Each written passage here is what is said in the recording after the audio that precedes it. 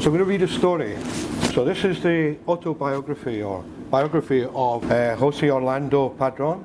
So I'm going to read to you. In 1962, I arrived in Miami, an unknown city in a foreign land. I had to start from zero. At first I received $60 monthly as government aid given to Cuban refugees. I was 36 years old, strong, and in good health.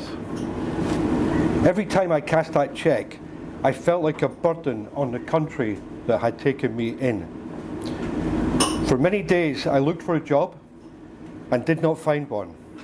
Every night I went home and thought of the future. I was determined to do something so I could support my family. One day, Raul Fernandez, a friend who worked on the Cuban refugee office, asked if I had any carpentry skills. I said I did. He gave me a gift, a small hammer, which he asked me to put to good use. The hammer made me feel I had the necessary tool to become self-sufficient and not dependent on government handouts. During the days I worked as a gardener. At night I did carpentry with the hammer. My dream was to save enough money to open a factory, to make great cigars, like the ones we used to smoke in Cuba. Through a lot of sacrifice and hard work, I managed to save $600, money I made working with the hammer. With that, I made my dream come true and opened Padron Cigars in 1964. I still have the hammer as a reminder of how it all started. More than 50 years later, the hammer is still here, and so is Padron Cigars, the brand the hammer helped build. So, I'm going to pass my book around. I'll be taking it home with me tonight. Okay? But I think that's a great introduction to a Cuban refugee with nothing, who had a dream. Yeah. So, over to you, George. How did he make that dream happen? Well, as you know, Scott just read from the book.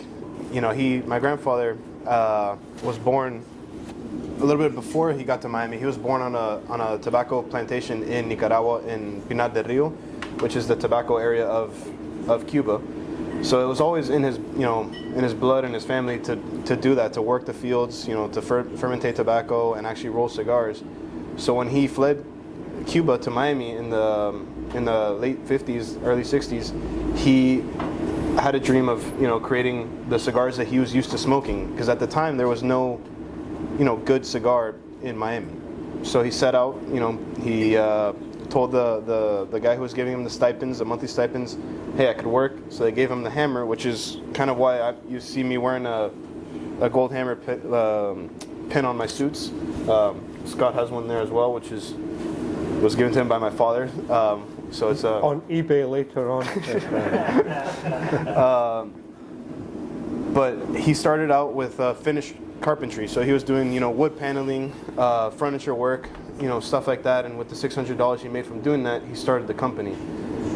And going forward after that, he was kind of still working on the blend of like where he would get the tobacco from, and he was sourcing tobacco from all over the places he can get it, Honduras, Brazil, and then nothing was really sticking with what he was used to.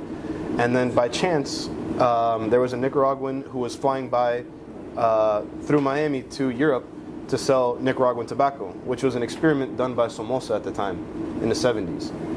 And this guy knew that my grandfather was making cigars, and he's like, hey, I got some tobacco that I would love to show you. Why don't you take a look and then see what we can do? He saw it.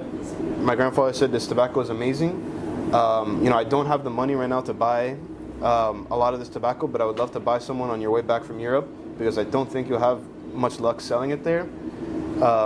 And he left, he moved on, and he went on his way back. My grandfather asked him how did it go in Europe, and he had no luck, because at the time, the cigars was a very different market for the European market.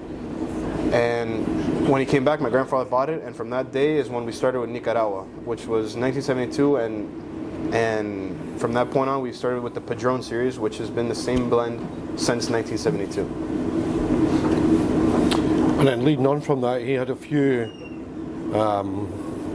political issues that he had to deal with from 1972 onwards. Yeah, so we've, it hasn't been an easy 60 years for my family. We've had to deal with a lot of political issues, not only in Nicaragua, but in Miami as well. In the 80s, there was an embargo. There was an embargo that was set out by on Nicaragua because of the Cold War that was going on and the proxy wars that were going on in Nicaragua against the Contras. And they basically kicked out my grandfather. They said we can't have a capitalist in our communist country. So my grandfather left Nicaragua, and at this time we were already an established company of Nicaraguan tobacco in Miami. We were making around 5 million cigars and selling them all in Miami and like Florida areas. So it was a very centralized market, and there was no growth past that because he was just selling to like all the old Cubans that loved the cigars that he liked. And when my dad finally came on board, which was around this time, my dad came in right at the time of the embargo, and my dad came in from college and he said, hey, look, why don't we start making our cigars in Nicaragua? I mean, in Honduras, other places. Why don't we source tobacco somewhere else? And my grandfather told him, like, I don't care if I have to sell 100,000 cigars next year or 50. Like, we're gonna keep it with Nicaraguan tobacco because I have established a loyal customer base for the past 20 years that know what a Padron cigar is. And if I switch that up on them right now, I would lose all my integrity and my loyalty to the brand. And that is why we have stayed, true to what we are. And, we will always produce quality over quantity, no matter the situation. That was one of the issues that was going on with the political, going on at that time. And then on the other side, my grandfather went back to Cuba, not for the purpose of looking for tobacco or anything else like that. He went solely to negotiate the release of political prisoners, which is, you'll see it in the book there.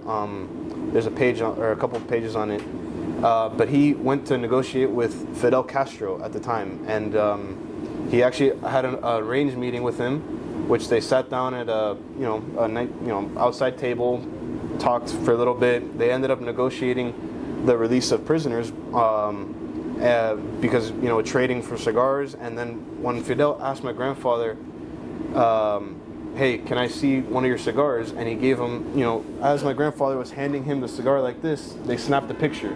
And that picture was, my grandfather handing Fidel a cigar. And at the time in Miami, still in Miami, there's a lot of hatred towards the Fidel, for the Castro regime because of what they did to the Cubans who fled to Miami.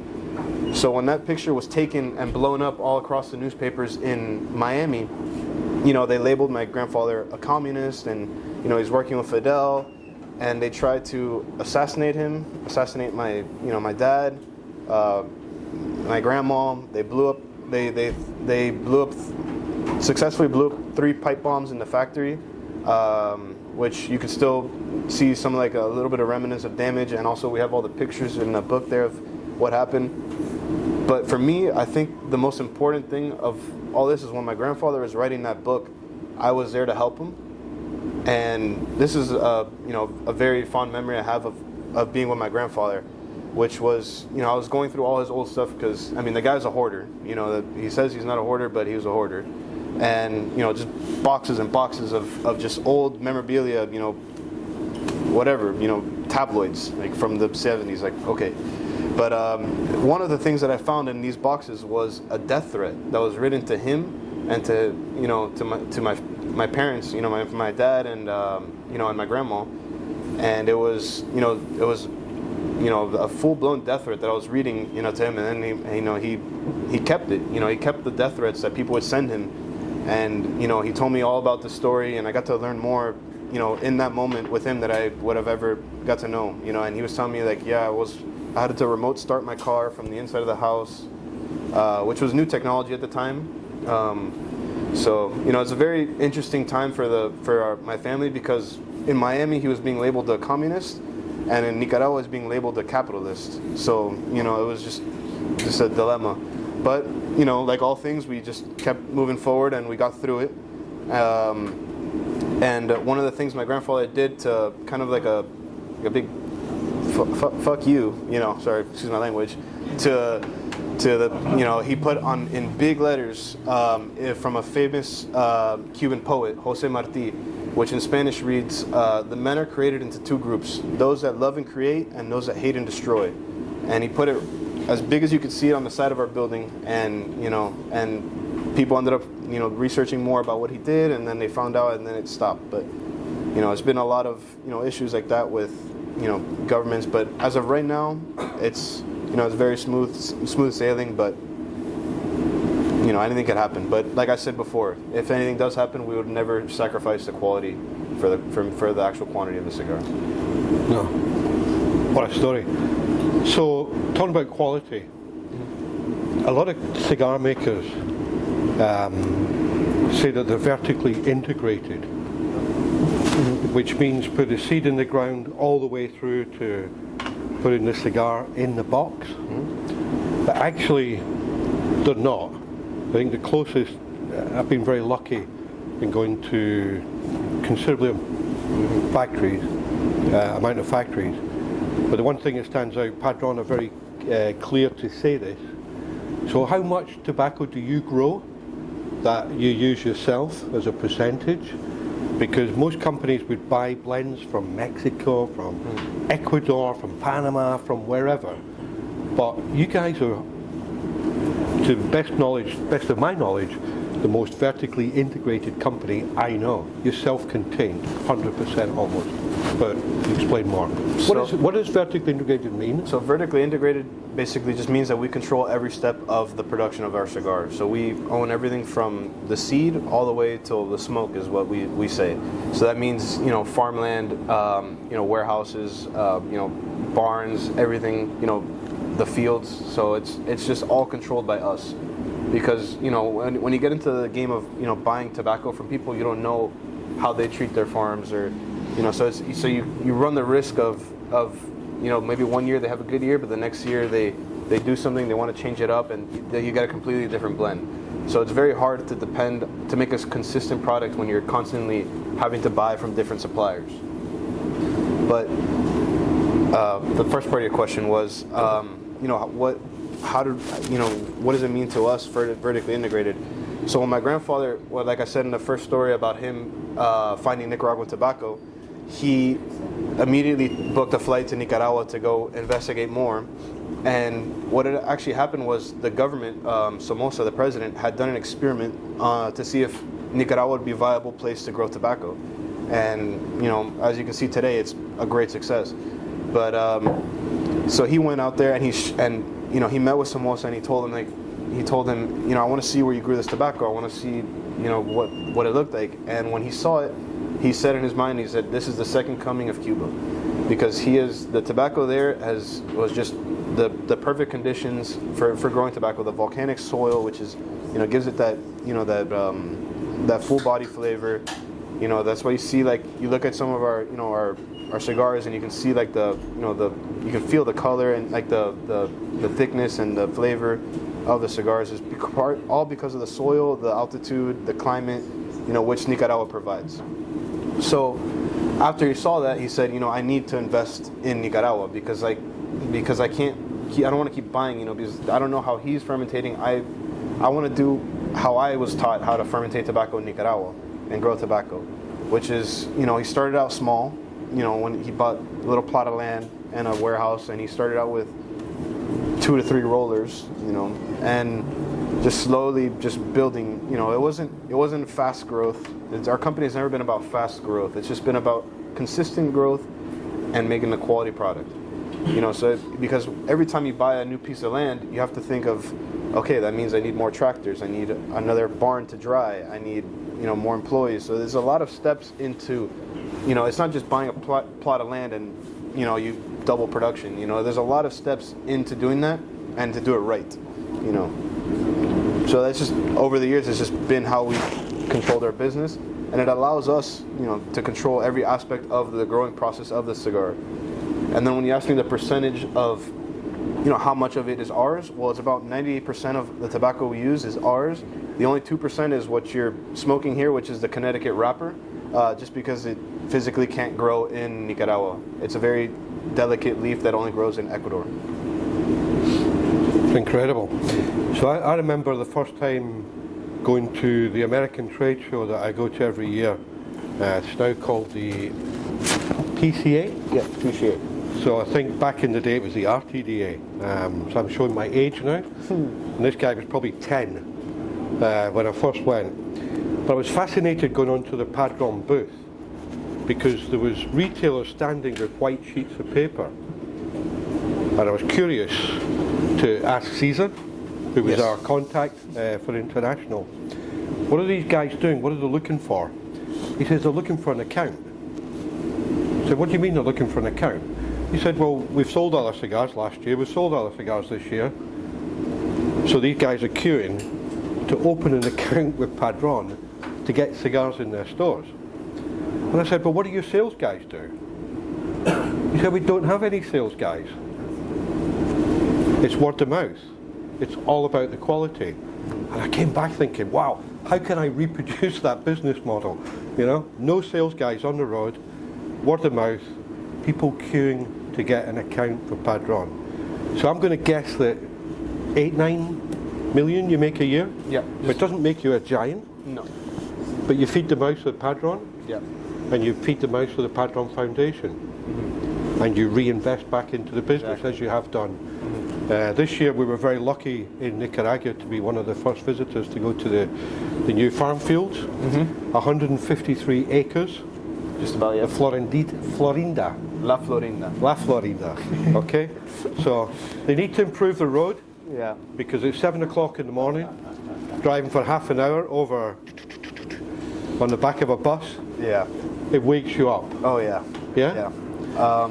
So do you have a vision as the next generation of trying to be a 20, 30, 40 million cigar? Because I guess you sell what you make. Yeah. What a great position to be in. Yes, it is a great position to be in. Obviously, I wish we could supply more, but I rather keep it controlled. Because, like I said, when you start getting into the game of you buy more land, you need more tractors, barns, people to roll cigars, the fermentation, bilones, all that stuff. You start to lose control, and the more you add, the quicker you add things like that.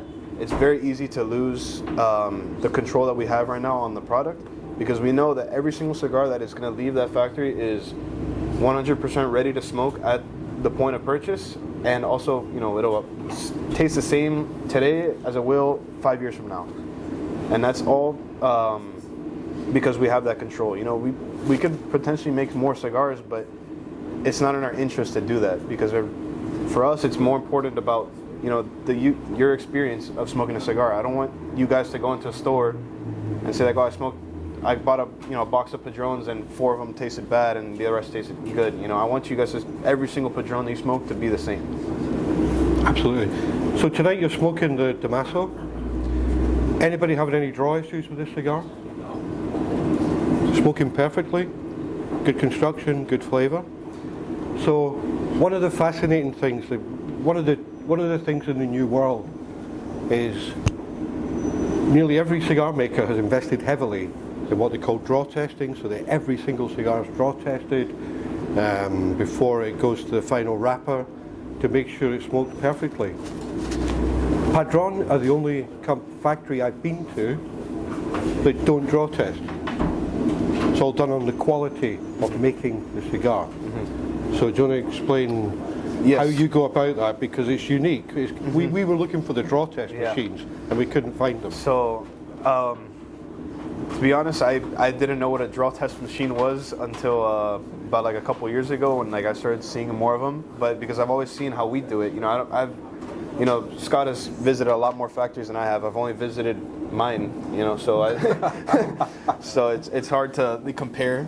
But you know, the way we do it is once the roller is done with making about 50 cigars, which is a wheel. You know, we call it, you know, a wheel. Like they bunch them up into like a, you know, into like a big ribbon, and then, for example, this Damaso 1550 of these will weigh about, I don't know, say like 200 ounces or something like that, and then they know that if it weighs 210 ounces, something's wrong, or like 190, something's wrong. So they go and they investigate that wheel, and they'll go cigar by cigar, you know, kind of, you know, they'll grab it and they'll feel it up and down like this to find like any, you know, imperfections or any dents or any bumps, and basically doing that, you can find out if which cigar has the issue, or more, narrow it down, you know, and then they'll just re-roll those cigars.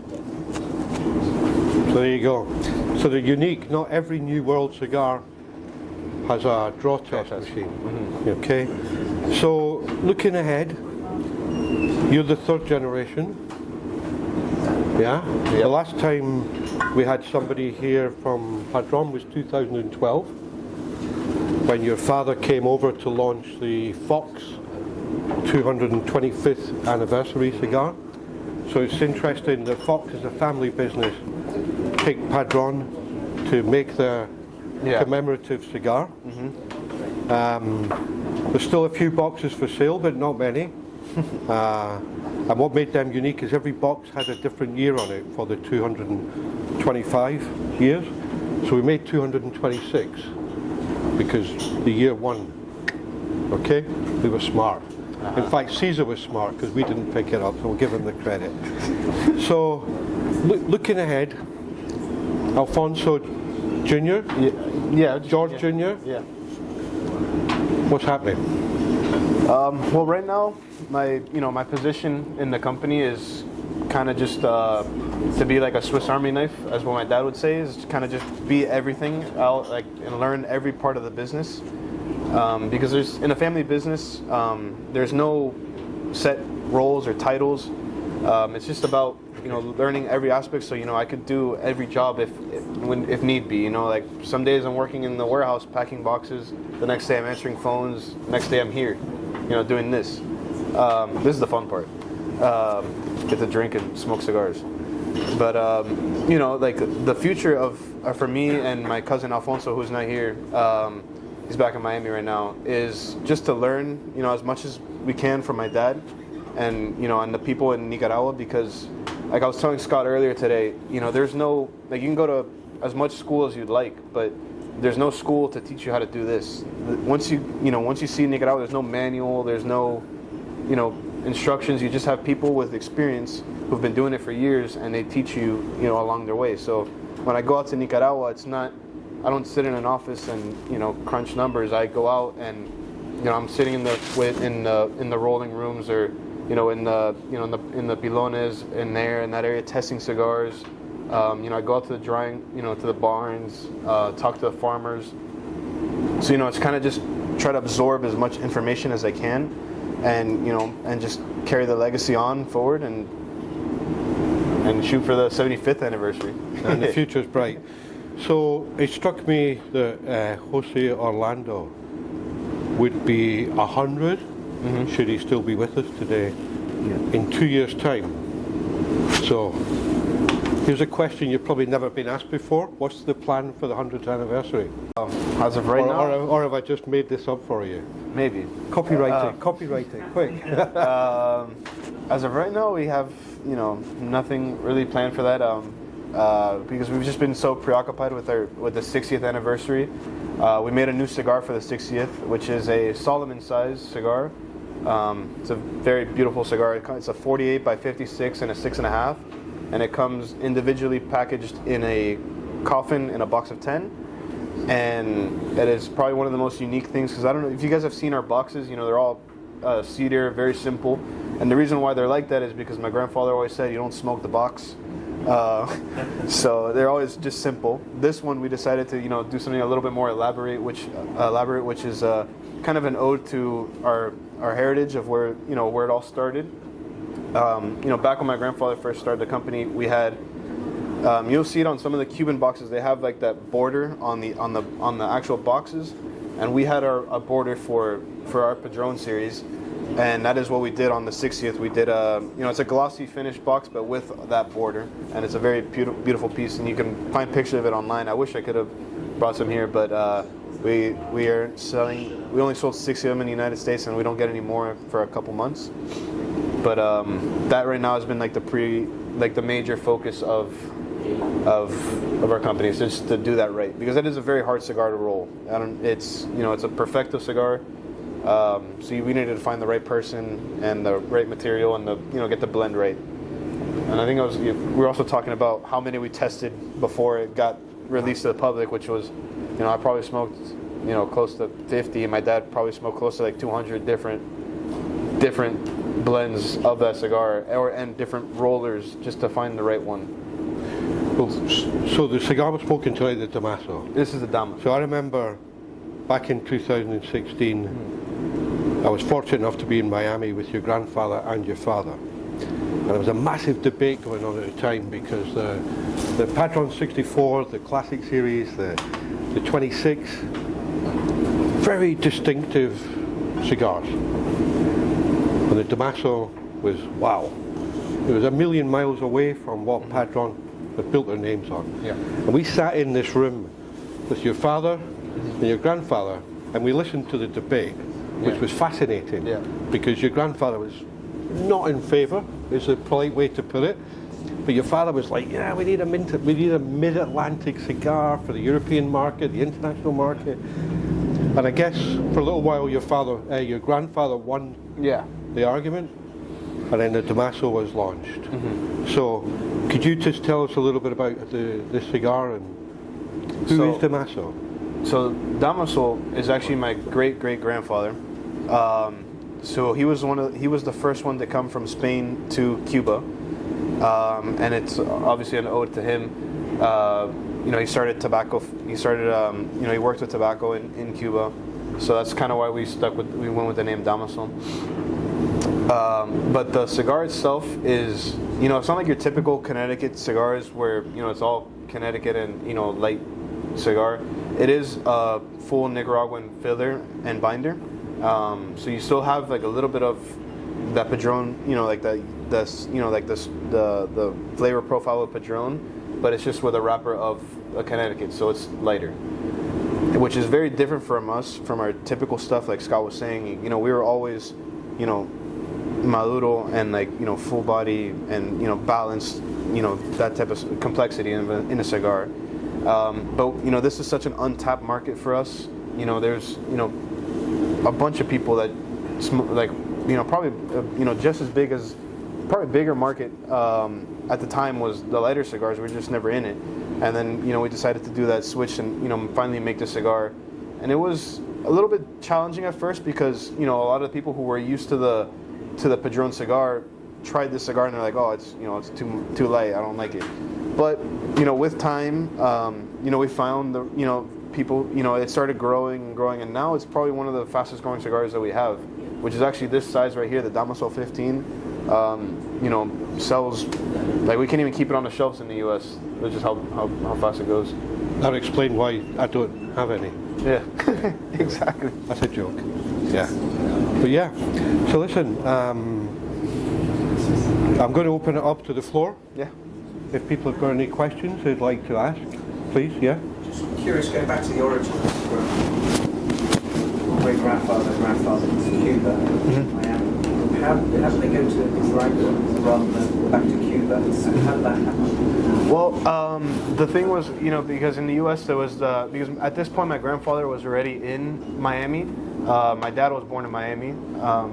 So, there was no plan on ever going back to Cuba, at least in his eyes, because the embargo was set, and then with the luck that he had of finding, of coming across the gentleman who was selling the Nicaraguan tobacco, he found a whole untapped market, and he was, one of the first people to. Yeah, thank you. Any more questions? Yeah.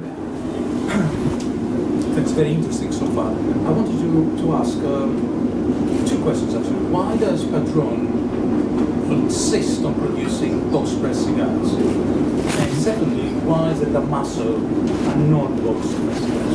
How why did that decision came? So that's an interesting You question. can squeeze more in the box, maybe, or So the box press cigar was actually it was actually a very old Cuban style of making cigars. Back when my grandfather was living on the farm, and the way that cigar sizes and shapes were came about was, you had the farmer one making this cigar, and he would put a little pigtail on it, and then that's how it came from him, rather than a box press cigar that came from farmer two. So like that's how I like his cigars because they were this way. But then the box press became a little bit more popular at that time, and when he left to Miami, he realized that none of the cigars that were in the Miami market at the time were box pressed, but he always enjoyed smoking the box press. So he just box pressed the cigars, and it really makes no difference whether they're round or square as in the flavor wise. It's more just like for feel and look. Me personally, I like the look of a box press cigar. It just looks sharp. But all cigars start out round. So I've smoked every cigar that we make round and box pressed. So it's just the process of pressing it into a square. And as for why the Damaso was made round, was just just kind of just like we're sitting around in the office and we're like, hey, let's make it round. Two questions. Can you tell us a bit more about collaboration with the Puente family, the outcome of the cigar legend? Yeah. That's number one. And the second question would be about the tobacco industry. Would you kind of compare that to the wine industry when you had bad years and good years? That's what be happening in the tobacco industry. What would be the bad year in the tobacco industry? So the first question. can you say the first question for the group? Because I don't know. He was asking about the Padron Fuente collaboration, which is a collaboration we did with the Fuentes, and it's basically an ode to my grandfather and to the Arturo Fuente, which was Carlito's father. They're both titans of industry at the time. They were fierce competitors, but at the same time had mutual respect for one another because of what each one of them had to go through to get where they wanted to be in the cigar industry. So when they both have passed now, and my dad and Carlito wanted to do something special as a commemorative act for them, which was creating the Padron Fuente collaboration, which is we made a cigar for Arturo Fuente, and then they made a cigar for my grandfather, Jose Padron. And it comes, a 40 count. We made 20 cigars for them. They made 20 cigars for us, and they come in a box together. The cigars are being sold right now in the U.S. market, and I was talking to Scott today about it. That there are plans for it to come to Europe and UK as well. So I don't know the time frame of it, but it will eventually make its way over here. Yeah. And then the second question. Repeat the second question. I was asking about the tobacco. The wine. Yes. Yes. So the second question was the comparison between the wine industry and the tobacco industry, and how in wine you can kind of have good years and bad years, for the vintages, and compared to cigars, if that can happen there as well. And I would say I wouldn't compare cigars so much to wine, because it's yes, you can have years where the yield isn't as high as the years prior, but it's more like whiskey, where when you grow the tobacco, there's someone who's testing all the tobacco at different primings and agings, and his job is just to grab the tobacco and put it into a cook, and he's making it so that it tastes the same every single time. So he's grabbing cigars from different years and primings, and putting it together to create that. Would you say that the key factor is just the place where you're actually growing the tobacco? Yes. Yeah, because I would say place and also care for the fields, because a lot of people will they'll grow twice on a field, and that is it destroys the soil. The soil does need to revitalize in between harvests so you can get strong plants. And something we do to combat that is we will grow one priming on a plot of land every year. That's it, just one. And then on the off time, we'll grow beans because it's a very it releases nitrogens into the soil, and then we will harvest those beans and distribute them to our employees. Yeah. What are your top 5 markets, considering that US must be your US. What are the other 4? The other 4, I would say Germany, Switzerland, Asia. Asia's a big one, and UK, France, and Spain are kind of, you know, Really? I would say France and Spain more than the UK. I would expect that. Yeah. I would expect that. The German market's about 10 times bigger than the UK. So the fact we're even mentioned is a good a good thing. Padron does particularly well in London. It's a well-received cigar in sorry. London. I actually missed one. Middle East is a very big. You're pushing me down. You're pushing me down.